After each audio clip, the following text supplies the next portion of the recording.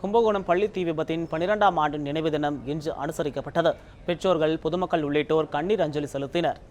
தஞ்சை மாவட்டம் கும்பகோணத்தில் ஸ்ரீ கிருஷ்ணா அரசு உதவி பெறும் தொடக்கப்பள்ளியில் கடந்த 2004ஆம் ஆண்டு தீ விபத்து ஏற்பட்டது. இதில் 94 குழந்தைகள் உடல் கருகி உயிரிழந்தனர்.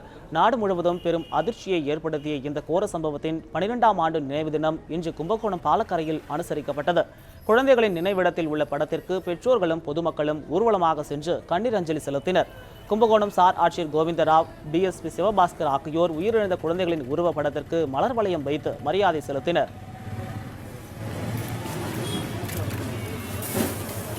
கிருஷ்ணா பள்ளி விபத்தில் என்னோட தங்கச்சி சுஷ்மிதாவை நான் இழந்தேன்.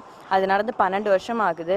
நாங்கள் வருஷம் இங்கே காலையில் 8 மணிக்கெல்லாம் வந்து இங்கே கண்ணீரஞ்சலியை செலுத்திட்டு இந்த பள்ளி தீ விபத்து ஏற்பட்ட அந்த சமயமான 11 மணிக்கு இங்கேருந்து கவர்மெண்ட் எங்களுக்காக கட்டி கொடுத்த அந்த நினைவு மண்டபத்துக்கு நாங்கள் மலர் வளையம் எடுத்துகிட்டு போவோம். திரும்ப வந்து முழு நாளாக இங்கே தான் நாங்கள் இருப்போம்.